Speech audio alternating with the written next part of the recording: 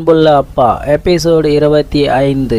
விஜய் கயலிடம் தனது காதலை பள்ளிக்கு வெளியே வைத்து சொல்கிறான். அதை கேட்ட கயல் ஆச்சரியம் அடைந்ததுடன் அங்கிருக்கும் பள்ளி மாணவர்கள் விஜயை அட்டாக் செய்வதற்காக தயாராக நிலையில் உள்ளனர். அப்போது அந்த இடத்துக்கு ஓடி வந்த வினோத், டேய், இங்கே எந்த ஒரு வன்முறையும் நடக்கக்கூடாது, எல்லாம் அவங்கவுங்க வழியை பார்த்துக்கிட்டு போங்கடா என்று கூற, அதை கேட்ட அந்த தடித்த மாணவனும், சார் நீங்கள் தான் சார் அவனை அட்டாக் பண்ண சொன்னீங்க, நீங்கள் ஏன் சார் இப்படி பேசுகிறீங்க என்று கேட்ட உடனே, டேய் அதெல்லாம் உனக்கு சொன்னால் புரியாது, நீ இங்கிருந்து போகடா என்று அந்த பிரச்சனையை முடித்து வைக்கிறார். பின்பு கயல் மெதுவாக தனது வீட்டுக்கு செல்லும் போது விஜயும் ஃபாலோ செய்து கொண்டே அவள் பின்னே செல்கிறார். இங்கே பாரு விஜய், உன்னை நான் ஒரு முறை தான் பார்த்தேன், நீ என்கிட்ட காதலை சொல்லியிருக்க, அதுக்கே நான் மேலே கோபத்தில் இருக்கணும், அதை விட்டுட்டு நீ இப்போ என் ஃபாலோ பண்ணிக்கிட்டே வந்தனா என்ன அர்த்தம்? அடே உனக்கு அறிவு இருக்கா இல்லையாடா? இந்த மாதிரிலாம் பண்ணால் பொண்ணுங்க லவ் பண்ணுவாங்க, நீ யாருடா உனக்கு சொன்னது என்று கேட்க, தனக்கு அருகில் இருக்கும் ராமுவை கை காட்டி, இதோ என்னுடைய மச்சான், இவன் தான் இதுக்கெல்லாம் காரணம், இவன் சொன்ன ஐடியாவை தான் நான் ஃபாலோ பண்ணிகிட்ருக்கேன், உன்னை நான் லவ் பண்ணுறதுக்கு இவன் தான் ஐடியா கொடுத்தான் என்று கேட்க, அவனை பார்த்த கயல் கோபத்துடன், ஏய் முட்டாள், இந்த மாதிரி பண்ணால் லவ்லாம் வராதுடா, கோபந்தான் அதிகமாகும் என்று ராமுவை பார்த்து கூற, அதை கேட்ட ராமு தன் தலையில் அடித்து கொண்டு, உனக்கு போய் லவ் ஐடியா சொன்னோம் பாருடா என்று தன் மனதில் நினைத்து கொண்டு இருக்கும்போது, மச்சான் நீ மைண்ட் வாய்ஸ் நினச்சி தெளிவாக பேசுகிற, வெளியெல்லாம் கேட்குது, சரி வேறு எதனா ஐடியா கொடுடா என்று கேட்க, உங்கள் 2 பேருக்கு என்னடா முட்டாள் மாதிரி பண்ணிகிட்ருக்கீங்க, திமிரு அதிகமாக இருக்கா, நீங்கள் மட்டும் இப்படி பண்ணுறது எங்கள் வீட்டில் சொன்னோன்னா உங்கள் கை காலை உடச்சி போட்டுருவாங்க என்று கையிலுக்கு அருகில் இருக்கும் பெண் கூற, அதை கேட்டவுடன், ஏய் அப்படிலாம் சொல்லாதடி, அவனுக்கு லைட்டாக மிரட்டி மட்டும் அனுப்பு என்று கயல் கூற, ஏய் என்னடி உன்னை ஃபாலோ பண்ணி வரானுங்க, உனக்கு சப்போர்ட் பண்ணி பேசலான்னு பார்த்தா நீ என்னன்னா மிரட்டி மட்டும் அனுப்புன்ற, இங்கே என்னடி நடக்குது, எனக்கு எதனா சொல்லுடி என்று இருவரும் குசு பேசிக்கொண்டிருக்கும் போது அதை கேட்டு விஜயும், ஆமாம் எங்களை தீட்டிக்கிட்டு இருக்கும்போது அங்கேருந்து 2 பேரும் பேசிக்கிட்டு இருக்கீங்க,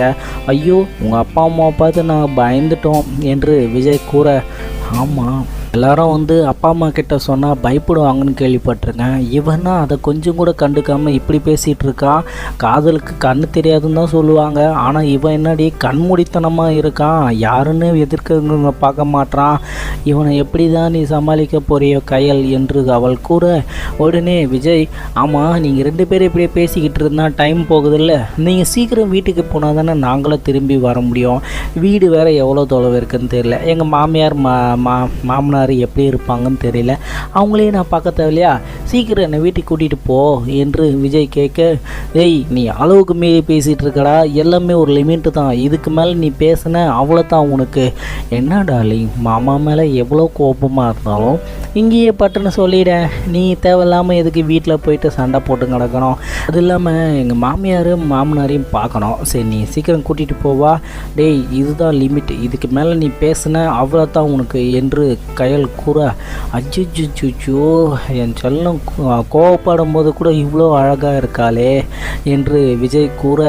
ஏய் இங்கே என்ன தான் பண்ணுறது, இவனை என்ன சொன்னாலும் கவுண்டர் அட்டாக் பண்ணிக்கிட்டு இருக்கானே என்று கயல் தன் மனதில் நினைத்து கொண்டு, சரி வாடி இவனும் கூட பேசி நம்ம நேரத்தை வீணடிக்க தேவை, நமக்கு நிறைய ஹோம்ஒர்க்லாம் இருக்குது, அதெல்லாம் போய் எழுதணும், இவனுங்க வந்தால் வரானுங்க வரா கட்டி போகிறானுங்க என்று கூறிவிட்டு கயலும் அந்த பெண்ணும் வேகமாக நடந்து சென்றனர். ஏன் மச்சான் நான் கரெக்டாக தான் பண்ணிகிட்ருக்கேனா, ஏன்னா எனக்கு நான் கயலை கோவப்படுத்துகிற மாதிரியே இருக்குதே என்று விஜய் ராமுவுடன் கேட்க, டேய் ஆரம்பத்துலேருந்து நீ அவளை கோவம் மட்டும்தானா படுத்திகிட்டு இருக்க, என்ன தானா பண்ணிகிட்ருக்க, நான் ஒன்று சொன்னால் நீ ஏதோ பண்ணிகிட்ருக்க, என்ன தான் இருந்தாலும் உன்ன மாதிரி ஒரு எக்ஸ்பீரியன்ஸ் கை இல்லை மச்சான், நான் எனக்கு இன்னும் தெரிஞ்சதை வச்சு தான் நான் பண்ணிகிட்ருக்கேன், என்னன்னு தெரியல, எவ்வளோ அமைதியாக இருந்தாலும் சரி, இவளை பார்த்தாலே அப்படியே ஒரு உள்ளுக்குள்ளே ஒரு பொறிப்பு, உள்ளுக்குள்ளே ஒரு வெடிப்பு, என்னை மீறி சில விஷயத்தெல்லாம் பேசிடுறா மச்சான் என்று விஜய் கூற, பேசுவடா பேசுவேன், இப்படியே பேசிக்கிட்டே இரு, நம்மளை பைத்தியம் நினச்சி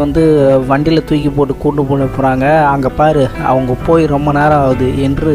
கயலும் அந்த பெண்ணும் செல்வதை காட்டினான் ராமு. அச்சோ இவ்வளோ தூரம் போயிட்டாங்களா, சரி வா நம்ம போகலாம் என்று இருவரும் அவர்கள் பின்னே நடந்து சென்றனர். அங்கே ஒரு வீட்டுக்கு உள்ளே கயல் செல்லும்போது அந்த வீடு ஒரு சாதாரணமாக ஓட்டு வீடாகத்தான் இருந்தது.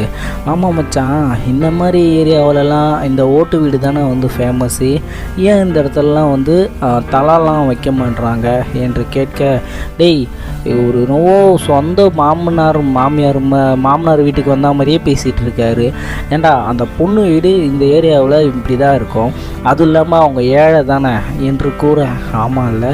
அதை நான் மறந்துட்டேன், நான் கல்யாணம் பண்ணேன்னா கண்டிப்பாக அவங்களுக்கு ஒரு வீடு ஒன்று நான் கட்டி தருவேன்டா என்று விஜய் கூற, அதை கேட்டவுடன்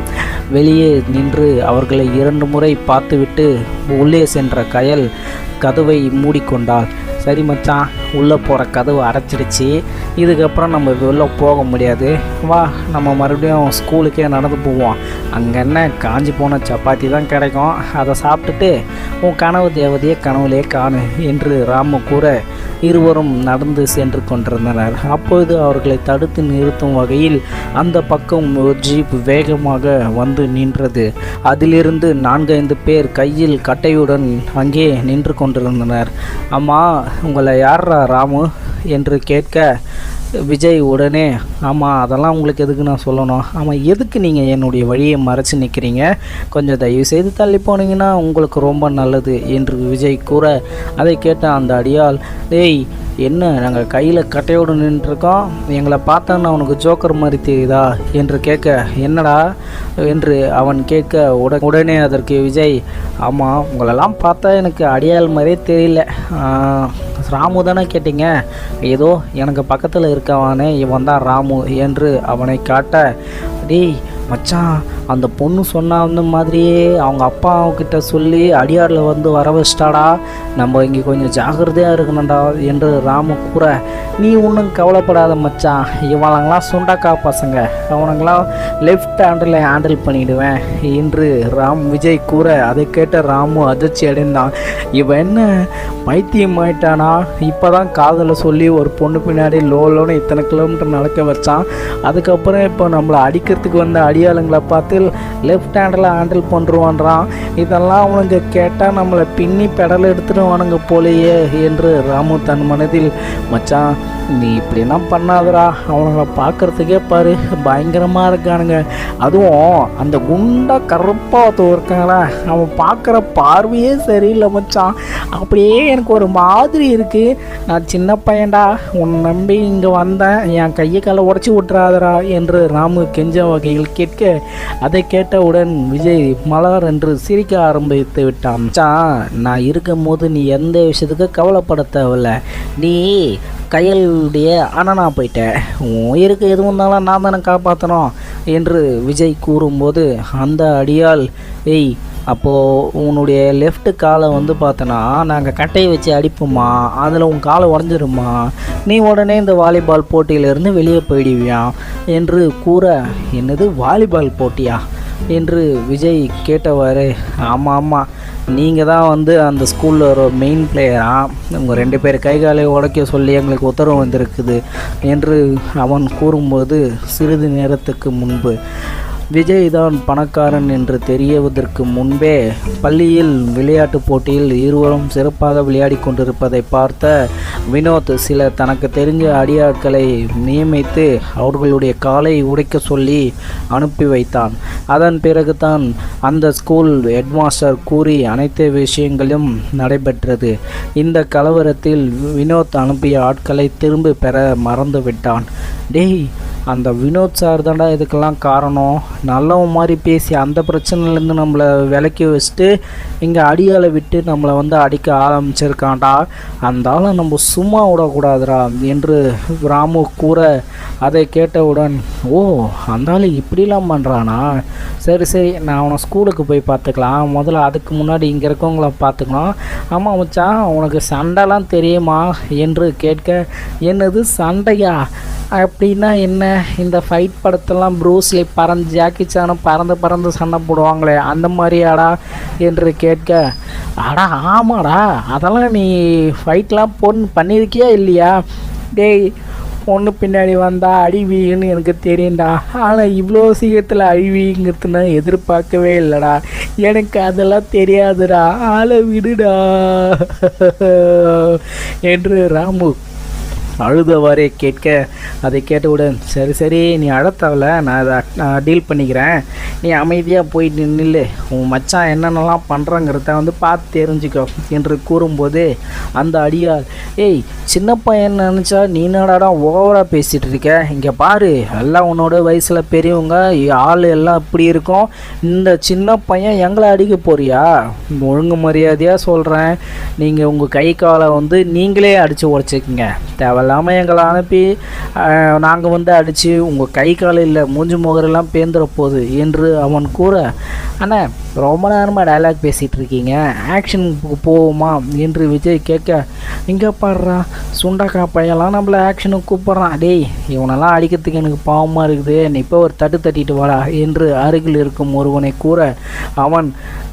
வேகமாக கட்டையை ஓங்கி கொண்டு விஜயை அடிக்க சென்றான். மச்சான் இப்போ பாரு, இந்த கூட்டத்துலேருந்து ஒருத்தன் வேகமாக ஓடியாருவான், அவனை நான் ஓங்கி ஒரு அடி அடிப்பேன், அப்படியே பறந்து போய் தம்மான்னு விழுவான், அதை பார்த்துட்டு அங்கே இருக்கவனுங்க எல்லாம் வாயை பேன பொழக்க போகிறானுங்க பார்க்குறியா என்று கூறிக்கொண்டே விஜய் தனது முஷ்டியை ஓங்கி எதிரில் ஓடி வரும் ஒருவனை ஓங்கி குத்தினான். அவன் விட்ட அடியில் அவன் 3 அடிகள் பின்பு சென்று அப்படியே தரையில் பொத்தென்று விழுந்தான். விஜயின் காதலுக்கு ஓகே சொல்வாளா கயல்? இப்பொழுது வினோத் செய்திருக்கும் திட்டத்திலிருந்து தப்பிப்பானா விஜய்? மேலும் இதை பற்றி தெரிந்து கொள்ள இணைந்திருங்கள். அன்புள்ள அப்பா, நான் உங்கள் RR.